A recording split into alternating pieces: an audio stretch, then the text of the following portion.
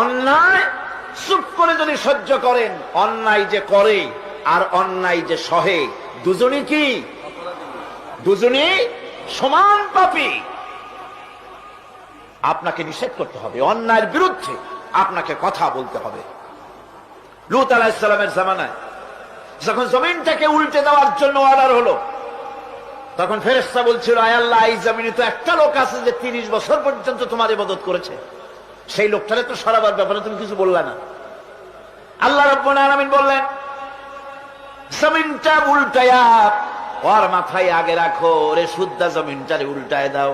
কারণ গোটা জাতি যখন আমার সঙ্গে নাফরমানি করছে, আমার নবীর সঙ্গে নাফরমানি করতেছে, তখন এরা কথা বলে নাই।